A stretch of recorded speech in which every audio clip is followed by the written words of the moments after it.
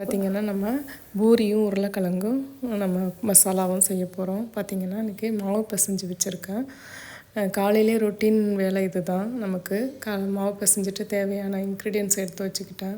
உருளைக்கிழங்கு ப்ளஸ் நமக்கு என்னென்ன தேவையோ ஆனியன், அப்புறம் பூண்டு, உருளைக்கிழங்கு இதெல்லாமே நம்ம கட் பண்ணி வச்சுக்கிட்டு காலையில் எப்போயுமே பரப்பரன்னு நமக்கு ஒர்க்கு தானே இருக்கும். ஸோ அதுக்கேற்ற மாதிரி நம்ம ஈஸியாக விலையை எடுத்து வச்சு பச்சை மிளகாய் 2 எடுத்து வச்சுக்கிட்டோம். சைட் பை சைடு அப்படியே நான் மாவு ஊற வச்சுருந்தேன். மாவு தீர்ந்து போச்சு வீட்டில். ஸோ மாவையும் அரைச்சிக்கிட்டு அப்படியே கல் போட்டு ஆட்டி எடுத்துகிட்டு சப்பாத்திக்கு மாவு பிசைஞ்சு சப்பாத்தி போட்டு நல்லா திரட்டி எடுத்து வச்சுக்கிட்டேன். ஒன் பை ஒன்னாக எடுத்து வச்சுக்கிட்டேன். பார்த்திங்கன்னா இப்போ மேலே மாவை தடவி அது மேலே சப்பாத்தி போட்டு வச்சா தான் நமக்கு ஈஸியாக எடுக்க வரும். இங்கே கடாயில் பார்த்திங்கன்னா நம்ம வெட்டி வச்சுருந்த எல்லா காய்கறிகளையும் எடுத்து போட்டு நம்ம எண்ணெய் ஊற்றி நல்லா வதக்கி மசாலாலாம் போட்டு இஞ்சி பூண்டு பேஸ்ட்லாம் போட்டு நல்லா வதக்கி அதை குக்கரில் ஒரு விசில் வச்சு வேக விட்டோம் அப்படின்னா நமக்கு தேவையான மசாலா கிடச்சிரும். இப்போ நான் வதக்கிட்டுருக்கேன்.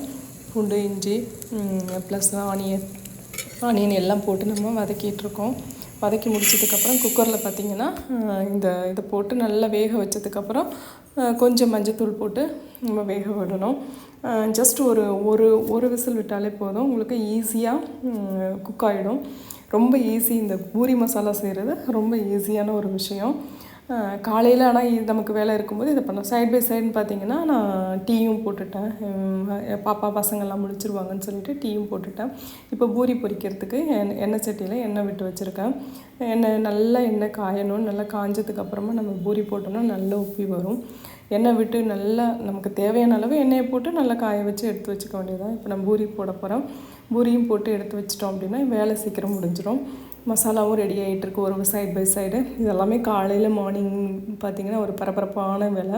அப்படியே பூரி மசாலாவில் கொஞ்சம் கடல மாவு இருக்கு இல்லையா, அந்த கடல மாவை நமக்கு தேவையான அளவு கரைச்சி வச்சு அந்த கரைசலையும் இந்த பூரி மசாலாவில் போட்டுட்டோம் அப்படின்னா இன்னும் நல்லா உங்களுக்கு ஒரு கெட்டியான பூரி மசாலா கிடைக்கும்.